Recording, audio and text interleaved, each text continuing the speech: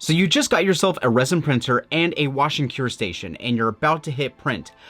I would say maybe just hold off on that for a brief moment, so then that way I can show you a couple of things that make my life easier now that I've had my resin printer for over a year. These 13 items are going to be really beneficial to you, and I really hope that you stay to the end because the last one is actually one that is going to save you quite a bit of time. Also, all affiliate links are going to be down in the description below. If you happen to use those links, they help me out and it helps me make more videos like this. So thank you. So the first thing that I need to talk about is safety. Safety is really important when it comes to resin printing, mainly because it is toxic. The things that I do recommend in this section right here is going to be gloves, glasses, respirator, and an apron. You don't want to get this on your skin, you don't want to get this in your eyes, and you don't want to breathe it in. The apron is really just meant to protect your clothes, but also you don't want it to see through and touch your skin, so it still works. Whenever the resin is outside of the bottle, make sure that you are wearing your respirator because you do not want this to constantly be in your room.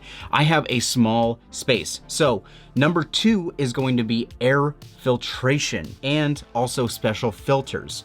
I have 3 filters in my shop right now running whenever I'm printing something. I have 2 that are from IKEA that have charcoal filters, as well as this Levoit. I don't know how to pronounce that, but I have this filter right here. This has a special filter on the inside that is specific for toxic chemicals. So now that I've gotten the safety equipment out of the way, now we can talk about cleaning up. Now, when I first did my resin print, I spilt the bottle and it got all over the floor of my shop and it smelled like resin for weeks. I had to keep the windows open constantly. Accidents will happen and you will have to clean this stuff up. So I do recommend having paper towels on hand at all times because you're gonna be needing them for cleaning up your props or your miniatures or whatever you're using it for. So you have an accident and now you have to clean it up. You have the paper towels, but you need something to kind of, you know, render down the resin, I guess, to make it a little bit easier for you to clean up.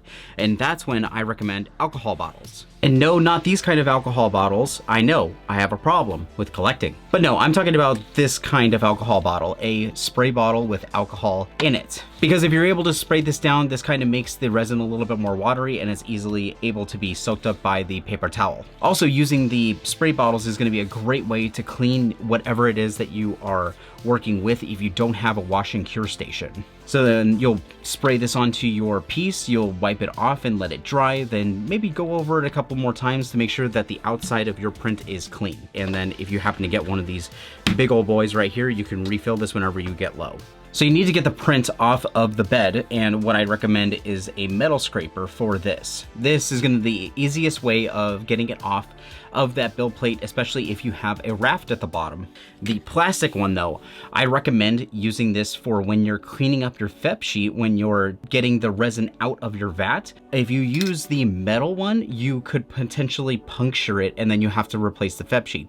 FEP sheets are actually not that cheap. So I would say just be on the safe side and use a plastic one. So your print is done and you're about to take it off of the build plate. You need to put it somewhere and you can't put it right on your desktop or table. So I recommend these 2 products right here, cafeteria food tray, as well as a silicone mat. So then that way you can place it right on top of it and then be able to take your print off of there without getting the resin everywhere.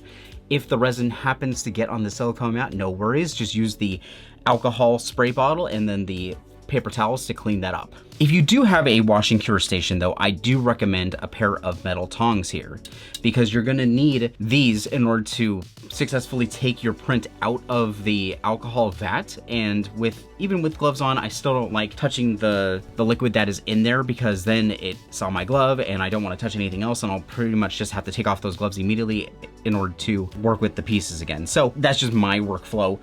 So I tend to just use the tongs here to be able to take my prints out of the wash and cure station, and then that way it's a lot easier for me to clean up afterwards. Next one that I would recommend that you pick up are some clippers. Now with these clippers, these are going to be great for helping you get the supports off of your piece as well as cutting up the raft that's underneath. Now if you saw my Zelda video, which came out last week, that's the one that I had to use this in order to get the rafts off of it safely because the raft is meant to keep the print onto the build sheet. So after you scrape it off, you need to take it off, but it's all all like one thick piece of resin. So instead of trying to rip it all off at once, you cut this sideways and it will break it off into smaller chunks. That way it's a lot easier and you don't hurt yourself.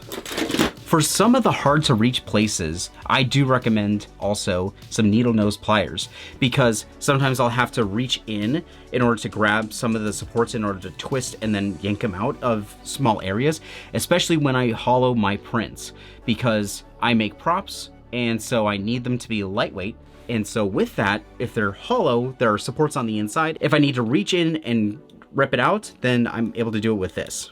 Even if you do have a wash and cure station, one thing I do recommend having still on hand is a UV flashlight. Having the UV flashlight on hand is really helpful, because when you're cleaning up your props and you need to add a little bit of resin into certain areas, or if you're trying to clean up a seam line, using a UV flashlight like this is easily able to get into that area without having to put it in that. And especially when I'm piecing things together for a bigger size prop, I can't put it back into the wash and cure station without it not working functionally, because I need to actually have it enclosed in that space. So this is a great alternative to help out with that. There's also the bigger brother to this, so I do recommend picking this one up as well for the bigger pieces. And with the UV flashlights and also the cure station, make sure that you don't look at the lights. I can't help it. It's so beautiful. So I talked briefly about using this to help fill seam lines. You can either use the combination of more resin on a brush and this, or you can use also baby powder.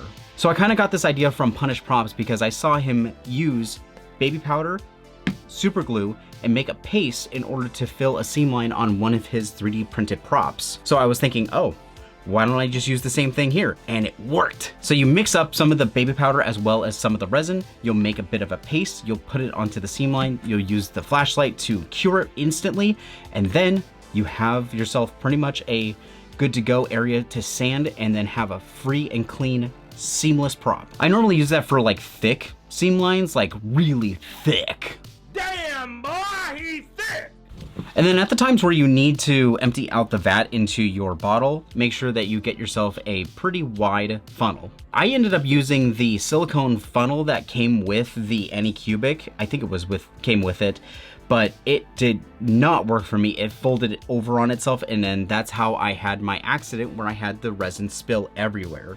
So just use a rigid plastic one like this. I have to label mine as resin, so then that way I don't use it for anything else in the shop, just this. But this will help you get the FEP sheet clean and then be able to go on to the next print, or at least just store your resin properly. You don't want to keep your resin in the vat forever. You want to make sure that you take it out and allow it to be inside of an enclosed area like the bottle.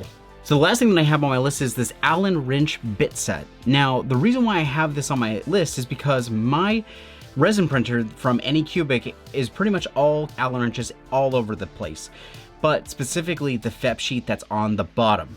When I go to replace the FEP sheet, I do not want to be just turning like this for hours. I have a life outside of this workshop. What are you doing? So I ended up picking up one of these.